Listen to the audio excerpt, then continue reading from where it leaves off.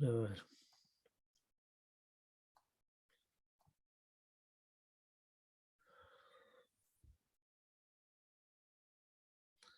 Bien.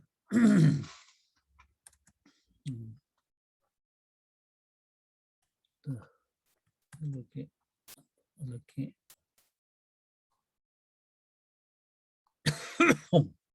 ahí sí, creo.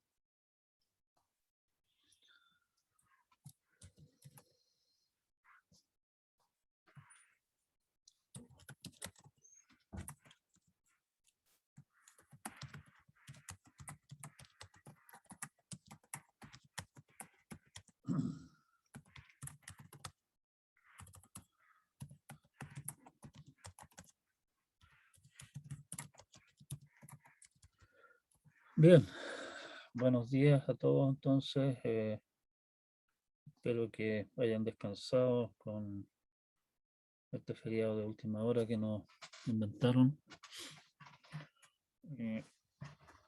Vamos a volver rápidamente sobre un tema que vimos que me quedó claro que no estaba claro. Y el problema clique.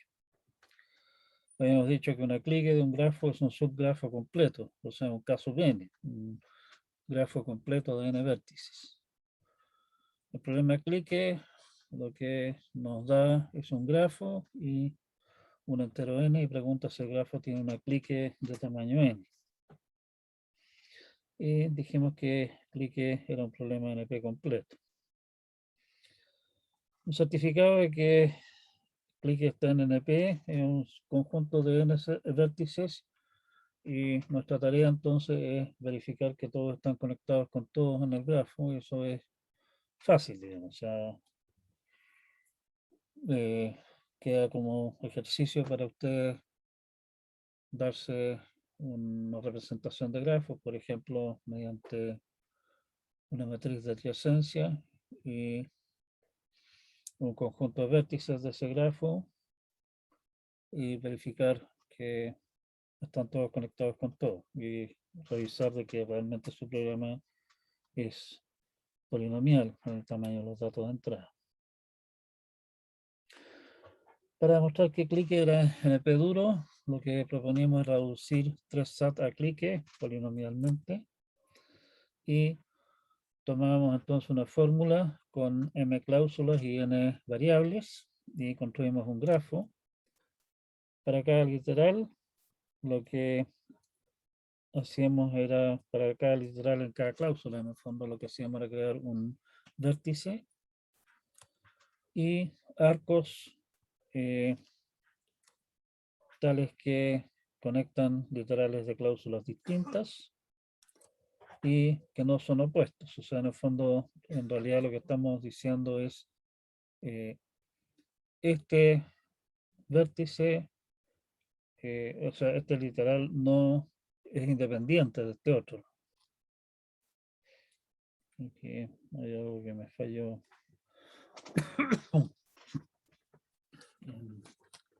Mi cliqueísmo.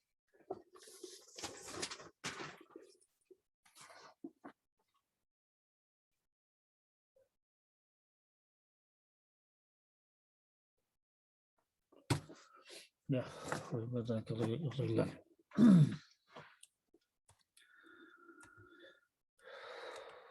Bueno, por ejemplo, lo que haría nuestra construcción para esta pequeñísima expresión lógica,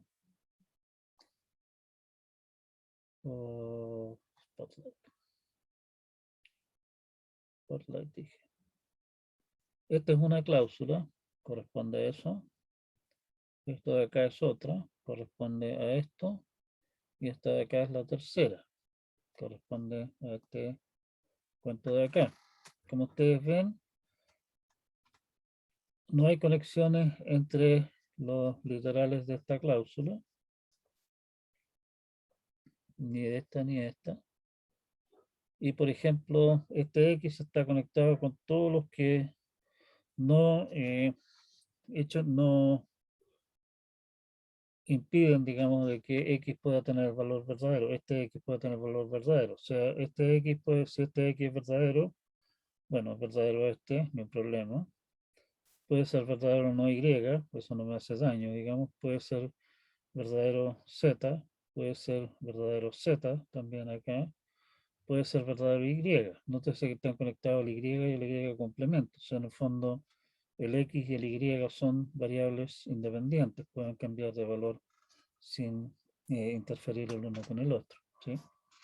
Y eso me da esta maraña de acá. Si ustedes se siguen todas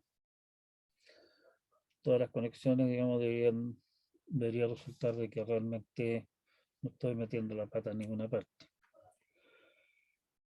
La pregunta entonces, lo que hacíamos era, ¿puede satisfacerse esa fórmula? Y lo que queremos hacer es construir un grafo que tiene un K3, o sea, tiene un triángulo. Sí y solo si la fórmula es verdadera. Un triángulo, en este caso, vendría dado por, tendría que estar dado por un literal de cada cláusula, ¿sí? O tiene que haber uno de cada cláusula porque no hay conexiones internas a las cláusulas y por lo tanto tengo que tomar uno de cada uno, no me queda otra, digamos. Y además, básicamente el decir, oiga, este vértice pertenece a este triángulo, corresponde a decir, este literal es verdadero. Y como conectamos las cosas de tal manera que los vértices los puedo considerar verdaderos y no interfieren entre sí, o sea, no son contradictorios, eso calza, ¿sí? Y en nuestro caso particular, entonces, eso... Perfecto, ya se me colgó esta cosa ya.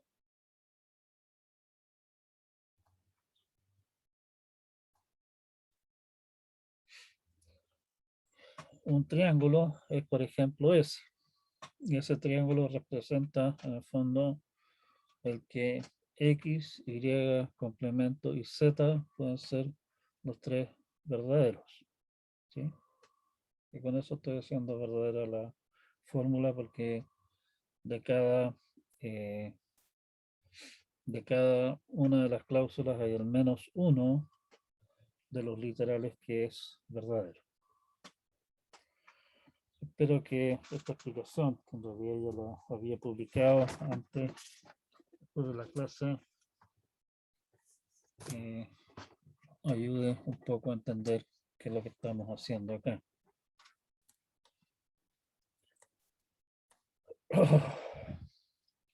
Conjunto independiente, bueno, eso lo vimos nosotros.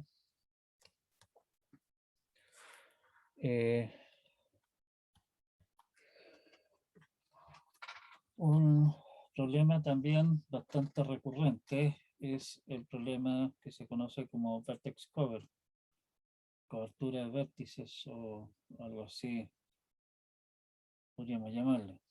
Un vertex cover de un grafo es un conjunto de vértices que participan en todos los arcos del grafo. O sea, de cada arco tengo que tener un representante al menos en mi vertex cover, ¿sí? O sea, piénsenlo en términos de, no sé, parejas y las parejas, bueno, en realidad no viene mucho el caso. El problema vertex cover pone un grafo y un número natural K y pregunta si ese grafo tiene un vertex cover de tamaño K. Aquí en este caso, a diferencia del problema anterior, problema clique, donde en el fondo estábamos pensando de alguna manera en el clique más grande posible, Aquí, en realidad, implícitamente estamos pensando en el vertex cover más pequeño posible. Porque obviamente si a un vertex cover le tiro más vértices adentro, sigue siendo un vertex cover. Clique no necesariamente funciona así. Vertex cover es NP completo, nuevamente. Como siempre, la demostración de que esta NP es bastante sencilla. Un certificado es simplemente una lista de vértices, de K vértices, que es rápido verificar que tiene un representante en cada uno de los arcos. Nuevamente queda de ejercicio entretenido el dado un grafo en forma, por ejemplo, una matriz de adyacencia y un conjunto de vértices, verificar de que esos vértices aparecen en todos los arcos. Y obviamente revisar de que su programa realmente toma tiempo polinomial en el tamaño de los datos de entrada.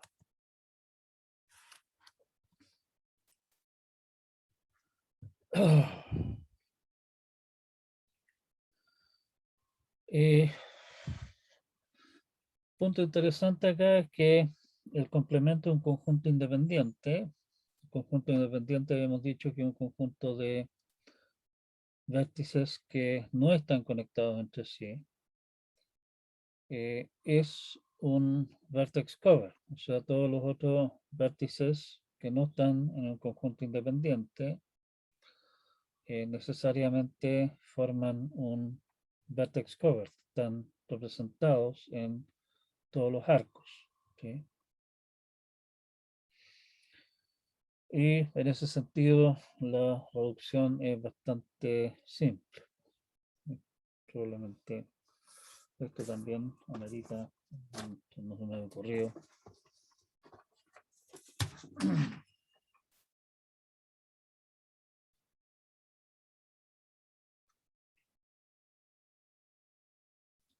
También amerita agregarle un manito. Coloreo de grafos.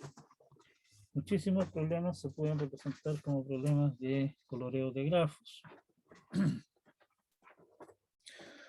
Un coloreo de un grafo es asignarle colores a los vértices del grafo de tal manera que no hayan dos vértices de colores del mismo color, vecinos.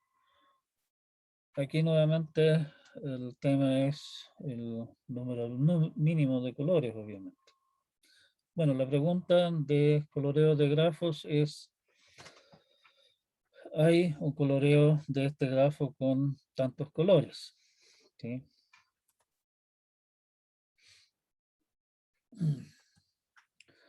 Determinar si un grafo tiene un coloreo con dos colores es bastante simple. Como decíamos, es cosa de agarrar un vértice cualquiera, pintarlo de rojo, sus vecinos pintarlos de azul, y así sucesivamente ir cada vez pintando los vecinos de algún vértice ya coloreado con el color opuesto. Si esa estrategia nunca nos lleva a alguna clase de conflicto, de tratar de pintar un vértice de dos colores distintos, estamos listos y nuestro grafo puede colorearse en dos colores, y ahí tenemos un coloreo con dos colores. Con tres colores o con más colores, o sea, preguntarse, por ejemplo, si el grafo se puede colorear con cuatro colores es más difícil, ¿sí? Esto lo vimos y mostramos un cuento, digamos, que lograba ese efecto de que esa cosa, el grafo que armamos, requiere cuatro colores si es que no hay manera de satisfacer la fórmula. O sea, redujimos 3 SAT a el problema de colorear el grafo con tres colores. 3 de match, que era el siguiente problema que íbamos a ver, es un problema bastante más denso, digamos, en términos de la reducción, pero en el fondo nos muestra que podemos también manejar situaciones en las cuales tenemos cosas más complejas que grafos. O sea, en realidad, si nos alejamos un poco, 3D Match propone una cosa que se conoce como un hipergrafo. En un hipergrafo los, tenemos igual que en un grafo vértices y tenemos arcos, pero diferencias de un grafo donde los arcos son pares de vértices. En un hipergrafo los arcos son conjuntos de más de dos o más, básicamente, vértices. En este caso, estamos diciendo que son siempre de tres. O sea, en vez de tener relaciones entre dos objetos, tenemos relaciones de a tres. Para aquellos de ustedes que van a estar jugando más adelante con, o tal vez ya sean enredados con esa clase de cosas, con bases de datos y relaciones y todas esas cosas, en el fondo estamos hablando de objetos de ese tipo. Claro que aquí en una situación restringida tenemos solamente relaciones entre tres objetos, no más. 3D Match, lo de 3D, bueno, por tres dimensiones, digamos, estamos hablando de hipergrafos con vértices de tres, con arcos de tres elementos. Tenemos tríos de elementos, uno de cada uno de tres conjuntos. O sea, tenemos un conjunto de, llamémosle niñas y mascotas. Y entre todos ellos buscamos un subconjunto de tríos que contienen a cada niño, niña, niño y mascota exactamente una vez. ¿Sí? O sea, en el fondo podemos tomar esos tríos y apartarlos y al final no queda nadie sobrando. Después de sacar todos los tríos elegidos.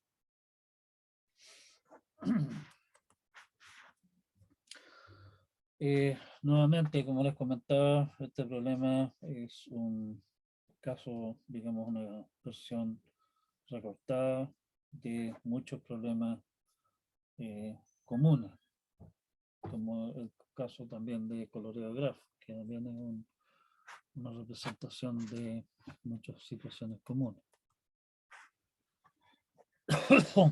Un certificado que demuestra que 3D Match está en NP es simplemente dar el conjunto de tríos que cumple con las condiciones, o sea, un conjunto de tríos que podemos rápidamente revisar que cada niño, cada niña y cada mascota aparece solamente en uno de los tríos.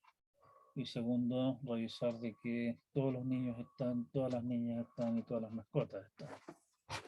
Así que eso nuevamente es algo que se puede revisar rápidamente. Como siempre, la parte complicada de la demostración está en encontrar una reducción desde algún problema al problema que a nosotros nos interesa. O sea, en el fondo, representar mediante el problema 3D Match, en este caso, los conceptos del problema al cual estamos reduciendo. Vamos a reducir polinomialmente nuestra variante 3SAT, que menciona cada variable exactamente 3 veces y cada literal a lo más 2 veces a 3D Match para demostrar que es NP duro. ¿Sí? Y aquí la cosa se empieza a poner más complicada, así que por favor pongan atención. Les pido que revisen esto, se convenzan de que no les estamos metiendo el dedo en la boca, le estamos pasando gato por libre, pero sí también les garantizo que no vamos a volver sobre este tema así en gran detalle. Es bueno tenerlo, haberse dado una vuelta por una demostración enredada, complicada como esta, pero no es que nosotros vayamos a pedir que ustedes lo hagan. Bueno, nuestro problema entonces es hallar una manera de representar variables y cláusulas mediante tríos y quienes participan en ellos. ¿Sí? Para representar una variable X y sus valores, verdadero y falso, vamos a usar tríos. Las letras que estamos usando, el B, el G y el P, son boy, girl, pet. ¿Sí? Tenemos para la variable X, tenemos tríos con dos boy, que vamos a llamar BX0 y BX1, dos niñas, que vamos a llamar GX0 y GX1, y cuatro mascotas, que vamos a llamar PX0, PX1, PX2 y PX3. En realidad, esta numeración de acá es un tanto, no es arbitraria, digamos, y se ve raro así como está escrito acá, pero no se preocupen demasiado por eso. La idea es que eh, este par de niños y este par de niñas son propios de esta cláusula, ¿sí? Perdón, son propios de esta variable. No aparecen en ninguna otra parte, solamente son propios de esto. Igual la mascota, digamos, también la mascota es propia de esta variable.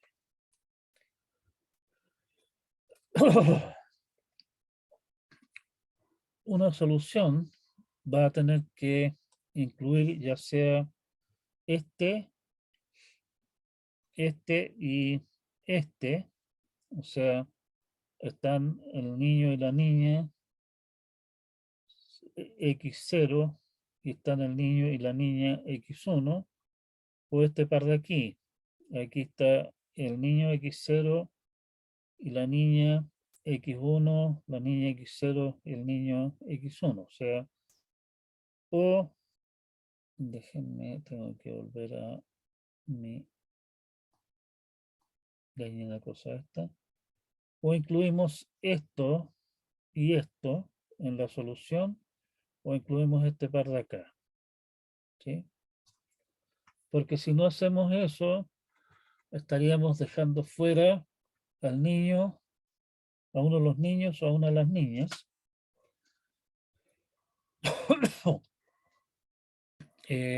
Y si incluyéramos un par distinto, tendríamos a alguien repetido. ¿Sí? Ahora, ¿qué significa eso? Si yo elijo este par, TX0 y TX3, están quedando libres, o sea, básicamente voy a usar, por ejemplo, para decir la variable es verdadera, voy a decir vamos a usar este par y voy a usar esto para la primera cláusula, en la primera vez que aparezca X, y esto para la segunda vez que aparezca X, que eso es una opción de cosas que no entran en conflicto. Y por lo tanto, el que esté considerando que la variable X es verdadera, significa eh, que queda quedan asignadas las mascotas PX1 y PX3. ¿Sí? Al revés, si voy a decir que voy a interpretar el uso de estos dos tríos de acá, como que la variable es falsa, con lo cual quedan asignadas las mascotas X0 y X2. ¿Sí?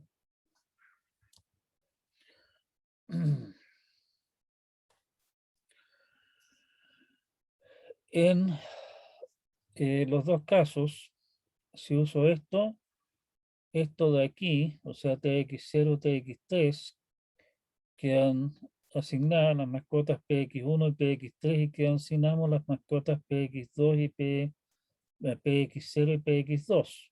¿Sí? Y eso de alguna manera entonces nos va a servir para ver, digamos, qué valor de verdad le asigné a X. Bien, Para una cláusula, vamos a introducir entonces tríos con nuevos niños y niñas propios de la cláusula. Y la elección de mascota del trío indica si la variable está o no negada a la cláusula. Por ejemplo, para la cláusula esta de aquí, donde tenemos X, tenemos Y negado y tenemos Z, agregamos, llamémosle un niño B sub C y una niña G sub C. Y si la cláusula C es verdadera, es porque es verdadero X, es verdadero Y negado, o es verdadero Z. O sea, hemos asignado el valor de verdad verdadero a X, hemos asignado el valor de verdad falso a Y, o hemos asignado el valor de verdad verdadero a Z.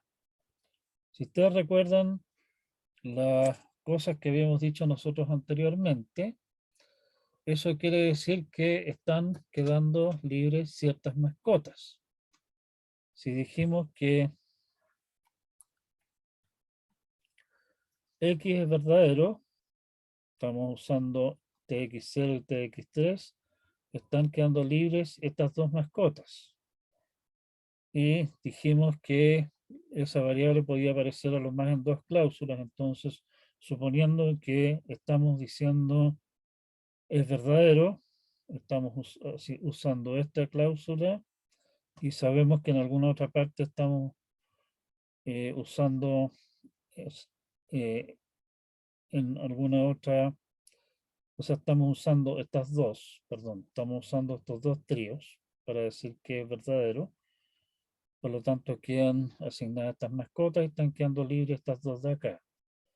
En esta cláusula, como si esta es la primera vez que estamos mencionando la variable X, tendríamos que encontrarle una casa a esta mascota.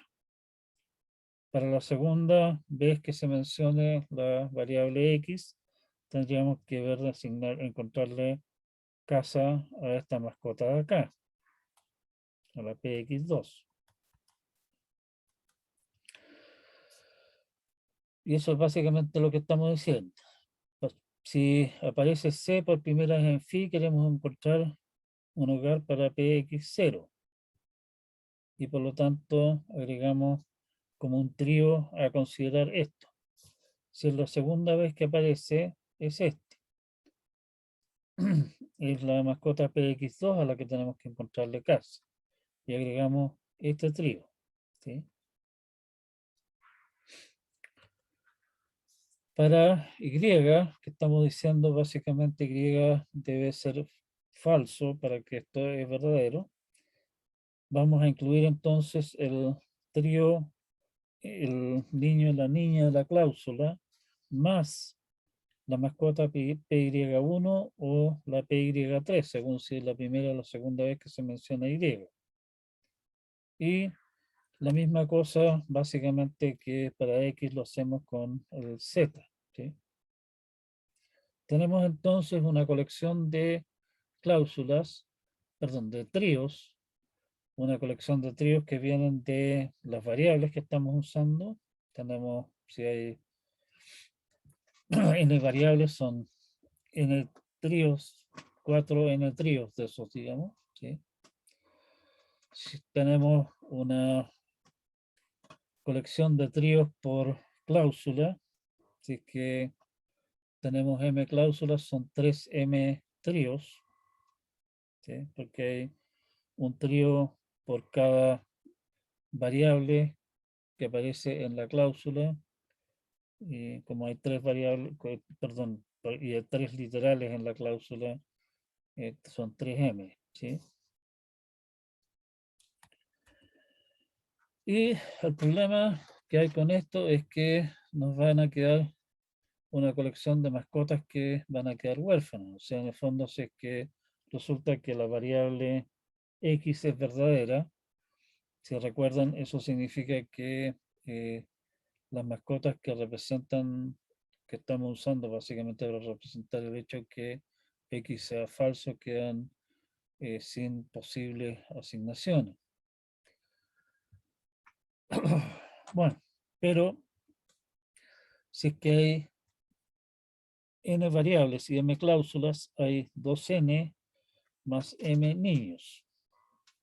O sea, tenemos, por cada cláusula tenemos,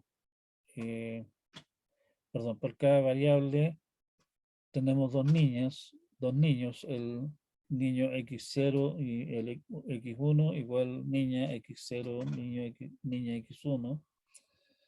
Y tenemos una y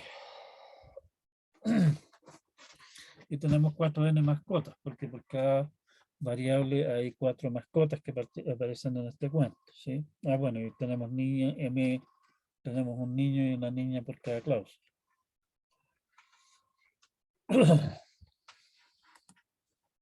O sea, siempre van a haber exactamente 4n menos 2n más m, o sea, 2n menos m mascotas que están en la triste situación de que en realidad no tienen cómo encontrar hogar si es que logramos encontrar una asignación de valores que hacen verdadera la cláusula. Pero eso es bastante fácil de corregir porque podemos crear simplemente 2n menos m parejas adicionales de niños y niñas que estarían felices con cualquier mascota. Entonces a eso les podemos terminar asignando las mascotas que están sobrando. Y con eso tenemos cómo representar todo el cuento que teníamos entre manos. En términos de nuestra fórmula, podemos representarla en términos de una colección de tríos.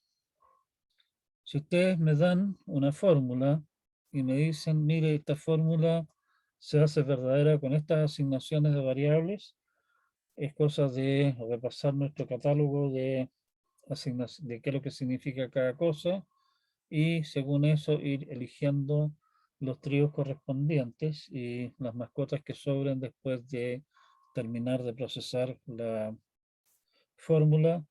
Bueno, se lo asignamos en algún orden a alguna de las parejas acogedoras que habíamos definido al final.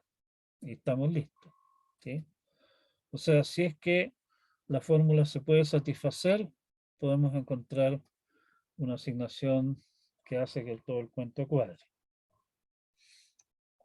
Si es que la fórmula no puede satisfacerse, nos vamos a quedar con la situación en que nos van a sobrar, o sea, vamos a tener problemas de que tendríamos que asignar tríos que entren en conflicto, o sea, gente que aparezca más de una vez. Básicamente estaríamos diciendo, para esta cláusula está haciendo que X sea verdadero y en esta otra necesito que sea falso, porque si no el cuento no cuadra. ¿Sí? Y falla el cuento por ese lado. Así que ahí estamos tenemos eso amarrado. Para el otro lado, si es que ustedes me dan una colección de tríos que cumplen con las condiciones que pone el problema de que no hayan niños, niñas ni mascotas que se repitan y que todos los niños, todas las niñas y todas las mascotas tengan su trío dentro del conjunto que tenemos. ¿No? Está claro que puedo tomar eso y ver qué tríos estoy eligiendo en mi solución para ver si es que, qué variables son verdaderas y qué variables son falsas. ¿Sí? En la solución del caso. Y nuevamente está claro de que si tal asignación de tríos no existe, bueno, quiere decir que no hay manera de satisfacer la fórmula. O sea, realmente es un sí, solo sí. Y la cantidad de trabajo, digamos, para partiendo de la fórmula, armar toda esta colección de tríos, en realidad no es una cantidad de trabajo extraordinario, es cosa de ir considerando, claro, variable por variable, para cada variable armar el cuarteto correspondiente y yendo cláusula por cláusula, ir agregando las cosas. O sea, el tiempo es básicamente es simplemente darle una pasada, digamos, sobre todos los datos. No es un tiempo extraordinariamente grande. Entonces se me generan algo así como un programa escrito, qué sé yo, en Python, en C, que hace esa cosa en una sola pasada sin mayores problemas. Es más o menos lioso, digamos, pero no es mucho, no es terrible trabajo. ¿Sí? Con eso tenemos otro problema más, un problema de tipo bastante distinto a los problemas que habíamos visto antes, que también resultó ser NP completo. Nos vamos a ir ahora a un ámbito distinto, a un problema al que le llaman SOI en inglés, por lo menos alguien lo debió así, ecuaciones 0-1, 0-1 equations. Una instancia de este problema es una matriz A de M por N con entradas ceros y unos, y lo que nos interesa determinar es si hay un vector X de solamente ceros y unos, tales que la matriz A multiplicada por el vector X me da el vector de solo unos. ¿Okay? Nótese que la matriz esta que estamos hablando acá no es una matriz cuadrada. Pues si fuera una matriz cuadrada, en realidad ustedes conocen materia de resolver sistemas de ecuaciones y todo el cuento, digamos, y podemos perfectamente resolverlo y ver si la solución es ceros y unos y responder con eso. La gracia acá es que la matriz no es cuadrada. Teorema, nuevamente soy NP completo y como es tradicional, un certificado para esto es simplemente los valores de las variables. Calcular el valor de multiplicar la matriz por el vector es una tarea bastante sencilla y por lo tanto el cuento está en NP. Aquí vamos a usar 3 de match para, como punto de partida, reducir a SOI, con lo que SOI es NP duro. ¿Sí? Les dejo como inquietud la idea de ver de armar un caso de SOI a partir de una expresión lógica por la vía de básicamente interpretar, por ejemplo, verdadero como 1, falso como 0 y ver de representar las distintas cosas. ¿Sí? Básicamente el O y el I de las, ¿cómo se llama? De las cláusulas. No es tan sencillo, digamos, porque recuerden que lo que queremos acá es lograr resultado 1. No estamos pidiendo, oiga, puede ser mayor que 1 o mayor que 0 el resultado, que sería relativamente obvio. Se los dejo como inquietud tratar de encontrar alguna representación de esa clase. Consideremos entonces dados M niños y M mascotas, de manera que tengamos la posibilidad realmente de armar tríos armónicos, ¿cierto? Y nos dan N tríos, donde N es obviamente mayor que M, conformados por una niña, un niño y una mascota, que se eligieron de entre los anteriores.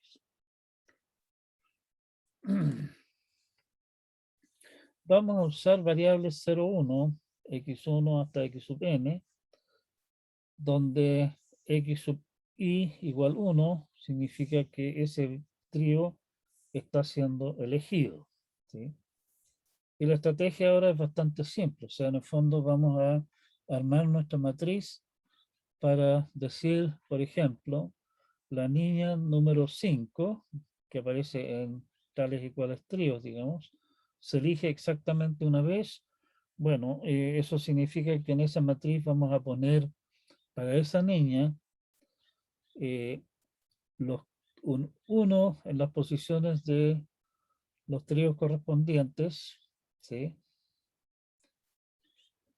Y si se elige el trío, le asignamos a la variable correspondiente a ese trío, le asignamos 1. Si el trío no se elige, le ponemos 0. Y a cada trío, entonces, para cada trío registramos básicamente si la niña aparece, la niña I aparece en ese trío, ¿sí? Sumando las contribuciones de las niñas de esa niña, digamos, en todos los tríos que se están eligiendo, tendríamos que obtener 1, o sea, la niña está solamente representada una sola vez. Y tenemos que obtener 1, no 0, porque la niña tiene que estar representada. O sea, si los tríos que contienen a una niña específica son los tríos J sub 1 hasta J sub K, el que esa niña aparezca exactamente en uno de los tríos elegidos se traduce en decir que X sub J1 más X sub J2 más X sub JK es 1. O sea, estamos eligiendo exactamente uno de los tríos en que aparece esa niña. De la misma manera, podemos manejar la situación de los niños y las mascotas. Exactamente de la misma manera, ¿sí? Y de todas las majamamas que tenemos entonces al final, estamos armando un sistema de ecuaciones de este tipo, digamos, de una colección de distintos x's que tienen que sumar 1 para decir que la niña tanto aparece en una sola, aparecen uno solo los tríos elegidos, que el niño tanto aparece en uno solo los tríos elegidos, que la mascota tanto aparecen solamente uno los tríos elegidos, ¿sí? Eso nos da 3m, ecuaciones 0,1 en n variables. Y está claro de que si esas ecuaciones 0,1 en n variables tienen solución, o sea, tienen nuestro problema SOI tiene solución, sí, solo si hay alguna asignación que hace que cada niño, cada niña y cada mascota aparezca exactamente una vez y no queda ninguno fuera. Y estamos haciéndolo, estamos diciendo para cada uno de ellos, para cada niño, para cada niña y para cada mascota, estamos básicamente diciendo es elegido exactamente una vez. Al revés, si me dan una solución a la instancia del SOI correspondiente, cuáles son los valores de las variables, en el fondo me dicen inmediatamente cuáles son los tríos que se están eligiendo, por lo tanto tengo la solución al problema 3 de match, son los tríos elegidos, ¿sí? Y por lo tanto una demostración de que hay solución.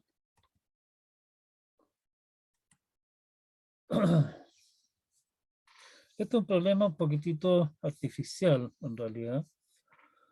No lo es tanto en realidad, pero se ve un poquitito artificial a primera vista. Un problema un poquitito, un buen resto más aterrizado, definitivamente, es el problema que se conoce como programación lineal entera. Programación lineal entera, ILP, Integer Linear Program, consiste en variables x1 hasta x sub n, que deben ser tomar valores enteros. Y todas esas variables están sujetas a restricciones lineales de la forma la sumatoria sobre j, los a sub i j, x sub j, tiene que ser menor o igual que un cierto b sub i,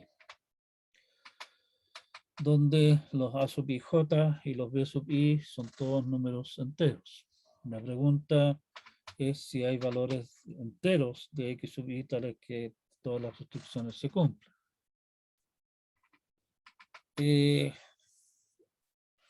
Un pequeño paréntesis, a esto le llaman programación porque en realidad no tiene que ver con programación en el sentido de escribir programas de programas para un computador, sino que tiene que ver con programación en términos de asignar recursos en ese sentido. Y en realidad los problemas de programación lineal entera o programación lineal en general, en realidad vienen dados como problemas de este tipo, pero dadas esas restricciones a nosotros nos preguntan, nos piden, digamos, el mejor, el máximo o el mínimo valor posible de alguna expresión a su vez también lineal como esta, ¿sí? Ejemplo clásico de lo que es programación lineal es, por ejemplo, bueno, el caso clásico de dietas, digamos. Por ejemplo, una dieta balanceada tiene que ingerir todos los días una cantidad mínima y posiblemente también una cantidad máxima, digamos, dependiendo de qué es lo que se trata, de ciertos componentes básicos. O sea, tiene que comer, por ejemplo, una cierta cantidad mínima, una cierta cantidad máxima de carbohidratos, una cierta cantidad mínima o de proteínas. No debe ingerir más de cierta cantidad de sal, tiene que ingerir una cantidad mínima de agua, etcétera, ¿sí? Ahora, todos los alimentos que ustedes consumen, que si yo, no sé, piensen en una rebanada de pan, esa rebanada de pan contiene cierta proporción de carbohidratos, cierta proporción de proteínas y cierta proporción de agua, ¿sí? Entonces el tema típico, digamos, es las restricciones las puedo expresar por la vía de decir, mire, son, qué sé yo, no sé, cada torreja de pan me aporta tantas calorías, digamos, entonces bueno, calorías y carbohidratos y proteínas y qué sé yo, entonces el número de torreja de pan por el aporte de carbohidratos más, qué sé yo, las otras cosas que ustedes pueden consumir por su aporte de carbohidratos, la suma esa tiene que darle la suma de carbohidratos, digamos, y así sucesivamente para los otros componentes. Y probablemente ustedes están interesados en, o podrían estar interesados en lograr la dieta con el costo mínimo y por lo tanto pueden decir, mire, cada torreja de pan me cuesta tanto, cada torreja de jamón cuesta tanto otro, digamos, y así, y en base a eso entonces armarse una función objetivo que también es lineal, número de torreja de pan más número de, por lo que cuesta la torreja de pan, más número de torreja de jamón, etcétera, ¿sí? Eso es lo que generalmente se entiende por un programa, programación lineal. Bueno, como acá nosotros en realidad no estamos interesados en problemas de búsqueda, sino que solamente en problemas de decisión, podemos básicamente preguntarnos, oiga, con estas condiciones, ¿puedo tener una dieta balanceada que me cuesta a lo más, qué sé yo, no sé, por X plata diaria? ¿Sí? Y eso nos lleva entonces a un problema de esta forma. Claro, nuestra dieta balanceada, recuerden, tenemos restricciones que dicen no más de tanta sal, o sea, hay un menor igual que eso, y al menos esta cantidad de proteínas, un mayor igual, y probablemente también tenemos otras restricciones del tipo de cantidad de, qué sé yo, carbohidratos, no puede pasar de tanto, pero no debe ser nunca menor que tanto tampoco, o sea, tenemos restricciones por los dos lados. Pero eso lo podemos representar todo como menores o iguales por la vía de cambiar los signos si fuera necesario, ¿sí? O sea, esto es en realidad una manera de simplificar el problema que nos interesa realmente. Para variar y gran jolgorio de todos los afectados, el problema ILP es NP completo. Ojo, aquí estamos hablando de que las variables, las restricciones y todas las cosas que entran en este cuento están restringidas a ser números enteros. En la mayor parte de las aplicaciones de la programación lineal, las variables y los coeficientes y todas las cosas en realidad son números reales. Y ese problema es bastante más sencillo, más agarrable. ¿Sí? El hecho de que aquí las cosas tengan que ser enteras es que nos mete en líos.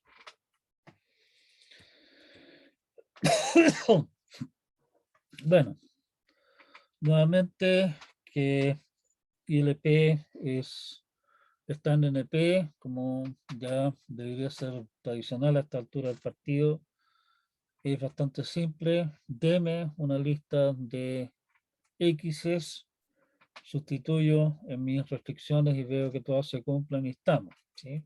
O sea, verificar de que hay un certificado que me permita verificar de que hay una solución es bastante sencillo. Con eso estamos listos. Necesitamos ahora reducir de alguna cosa más o menos cercana a esto. En este caso es bastante natural pensar en partir reduciendo desde SOI, que también son ecuaciones con ceros y unos, en este caso particular ceros y unos, perdón, son también ecuaciones solamente enteros, ceros y unos en SOI, pero eso no importa, o sea, va a ser simplemente un caso muy particular. Y cada ecuación de SOI, de una instancia de SOI, la puedo transformar en dos restricciones, o sea, estoy pidiendo que esa suma de esa línea correspondiente sea menor o igual a 1 y pedir que sea mayor o igual a 1, con lo cual estoy pidiendo, estoy exigiendo en el fondo que sea exactamente 1. ¿Sí? Y con eso tengo una reducción. Está claro que reescribir el cuento de SOI en términos de un programa del ILP es básicamente duplicar cada una de las ecuaciones y una vez con signo más en los coeficientes, una vez con signo menos. Así que no hay problema. ¿Sí?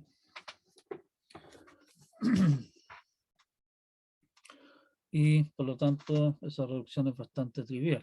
Y esto nos lleva realmente ya a problemas bastante más terrenales, digamos, porque en muchos casos, por ejemplo, en el mismo caso de la dieta que nosotros estábamos planteando, decir, oiga, cómase raíz de 2 sándwiches de jamón con queso, como que no tiene mucho sentido. O sea, o se come un sándwich completo o no se lo come. No, típicamente ahí no hay la posibilidad de llevar cosas a medias. ¿Sí?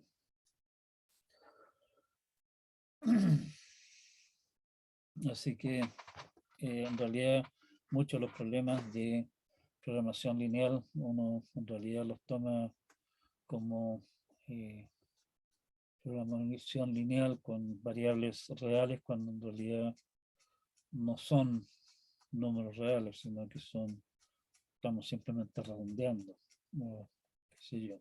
¿Sí?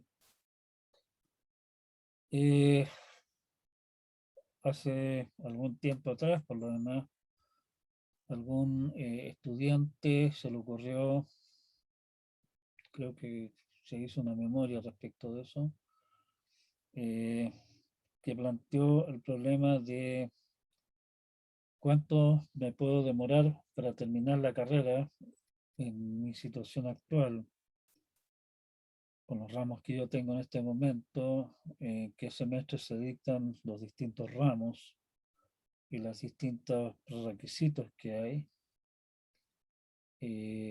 Y no tomando más de cierta cantidad de créditos por semestre y una serie de otras cosas más. ¿Cuál es el tiempo mínimo que me demoro que me puedo demorar en terminar la carrera? ¿Sí? Y eso se puede traducir precisamente en un problema de programación lineal entera. O sea, pongan variables para decir que se toma el ramo tanto en el semestre tanto, y ese será entonces, si se toma el ramo será 1 esa variable, si no se toma será 0.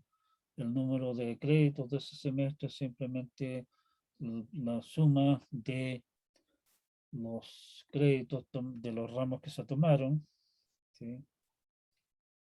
Y así sucesivamente. O sea, es posible representar todo ese cuento mediante un programa de programación lineal entera. Claro, pero precisamente eso es lo que va también nuestro teorema acá, resolver esa clase de cosas, o sea, resolver en el sentido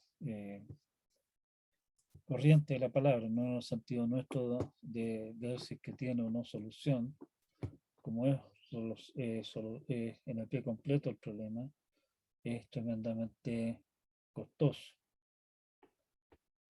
¿Sí? Claro, se logró armar la descripción del problema en términos de programas lineales enteros, pero si mal no recuerdo, esto fue hace bastante tiempo atrás, el sistema simplemente no era viable porque se demoraba demasiado en resolver el problema, precisamente porque el problema es muy duro de resolver. Una forma alternativa de verlo es reducir vertex cover a ALP.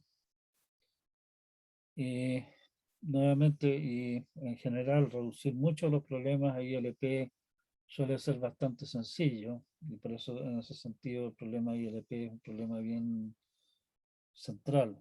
Cuidado, sí, reducir a ILP es sencillo, reducir de ILP no necesariamente tanto. Podemos darnos un grafo, definir variables para el vértice y para decir que el vértice pertenece o no pertenece al vertex cover. Podemos restricciones XU más XB mayor o igual que 1 para todos los pares que pertenecen a los arcos. O sea, básicamente estamos diciendo este, el X o el B, el U o el V o ambos, mayor o igual que 1, pertenecen al vertex cover, ¿sí? Alguno de los dos, al menos, uno de los dos pertenece. Y por el otro lado ponemos la restricción de que la suma sobre todos los vértices de los X tiene que ser K, o sea, tiene que ser un conjunto de exactamente K vértices. Nuevamente, en realidad, ILP me dice menor o igual, pero eso lo podemos representar mediante menos XU menos XV es menor o igual que 1, ¿sí?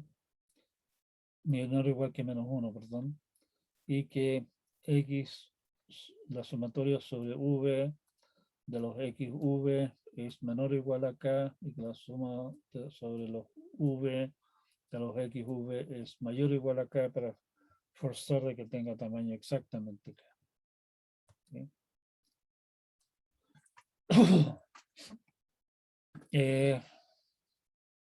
Vean si se les ocurre una manera de hacer, bueno, ya lo habíamos visto en realidad, para llegar a Soy, que es nuestro conjunto de tríos, ¿cierto? Estamos ya casi en la hora, por lo que he visto, no vamos a alcanzar a ver realmente todo nuestro catálogo que tenemos acá. Todavía nos quedan algunas cosas catalógicas que ver, digamos.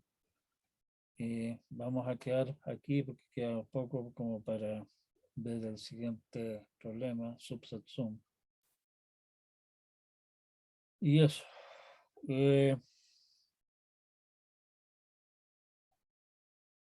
Pues recordatorio intermedio, digámoslo así. Fíjense en los tipos de problemas que hemos estado discutiendo. Tenemos algunos problemas que tienen que ver con grafos, tenemos problemas que tienen que ver con ecuaciones, tenemos problemas que tienen que ver con desigualdades, tenemos problemas que tienen que ver con tríos de objetos no pares, como lo son los grafos.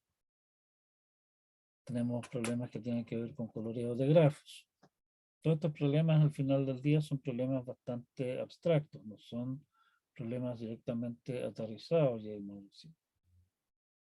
pero hay muchos problemas que son relativamente sencillos de llevar a este tipo de problemas. Como les decía, el problema de, por ejemplo, asignar bloques horarios a ramos, de manera de que nadie tenga topón de horario, se puede transformar en un problema de coloreo de grafos, en el sentido de que los colores son los horarios asignados al ramo y dos ramos, digamos, les asignamos, los conectamos si es que tienen estudiantes en común. En ese sentido, lo que estamos diciendo es eh, cuál es qué coloreo, o sea, qué horas puedo elegir de tal manera de que no hayan ramos que tengan estudiantes en común. ¿Sí? Y ahí tenemos un problema de coloreo de grafos. O sea, eh, transformar un problema concreto eh, en algún problema representante de estos de acá requiere un poquitito de darle vuelta, pero hay muchos problemas bastante naturales que llevan a estos tipos de problemas. Y lo que nuestra teoría hasta el momento nos indica, como lo estaba planteando yo, es que muchos de esos problemas que tienen gran interés práctico no tienen soluciones simples. El asignar, armar horarios en la Santa María, que tenemos además las restricciones adicionales que ayudan a complicar las cosas, de que las salas tienen que tener la capacidad suficiente para las clases, de que además tenemos el tema del profesor. Bueno, el profesor lo podemos considerar como un participante más y no nos complica mucho la existencia, ¿cierto? Toda esa clase de cosas nos hacen que el problema de coloreo de grafos que hay detrás de la asignación de colores, de horarios, digamos, de un semestre a otro, sea un problema tremendamente complejo. Y por lo tanto, nada fácil de resolver. ¿Sí? No sé si hay alguna consulta. Vamos a apagar esta cosa porque lo único que hace es molestar ahora.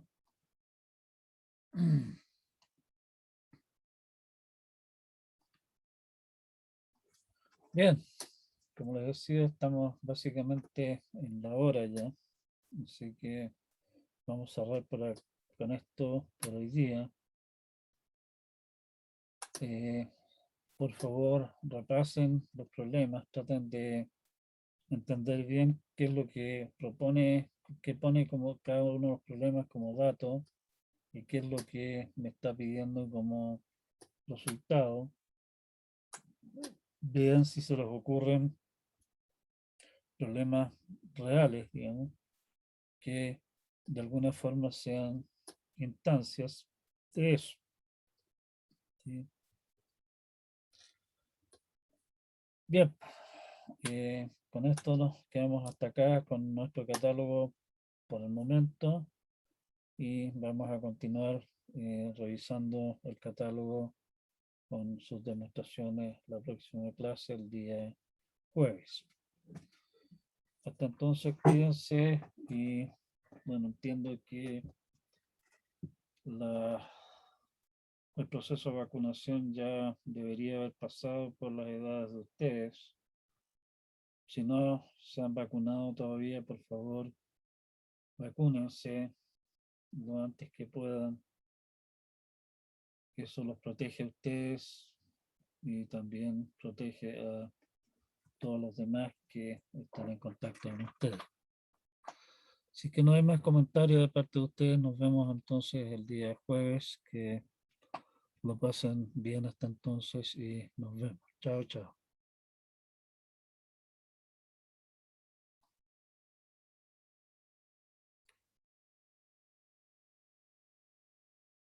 Juan Parra pregunta por el problema de los tres cuerpos. ¿A qué problema se refiere?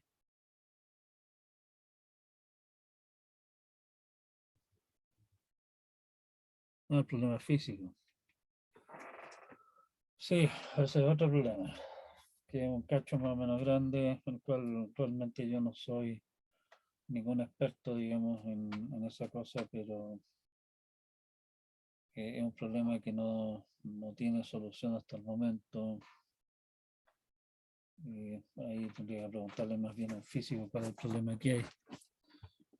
No es un problema que nos ataña directamente a nosotros acá, pero Oiga, también es un profe, problema. Sí, dígame. todos estos problemas son para reducir problemas, más problemas, y entonces si usted nos pide reducir un problema, no sé por exactamente qué tipo de preguntas podría salir. Revisa los certámenes anteriores. Preguntas son, o sea, preguntas que hay preguntas obviamente del tipo de demuestre que el problema tal o cual está en P o está en NP.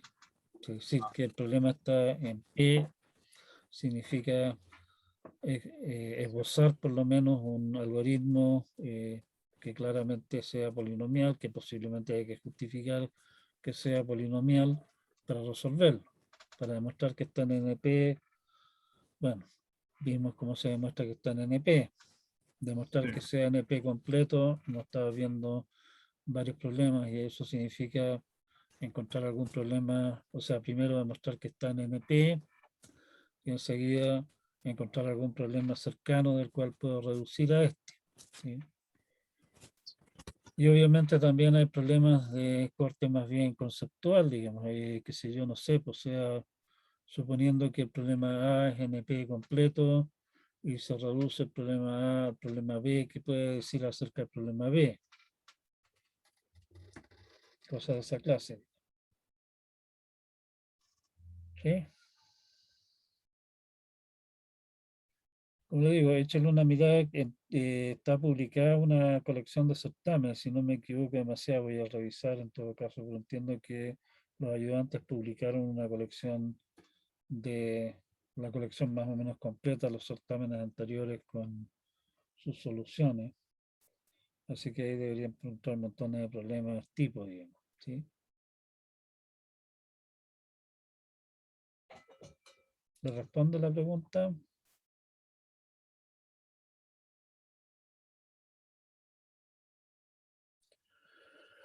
Bien, si es que no hay nada más que comentar, quedamos hasta acá y nos vemos entonces el día jueves. Cuídense mucho y recuerden vacunarse, por favor. Muchas gracias. Igualmente, que esté bien, profe.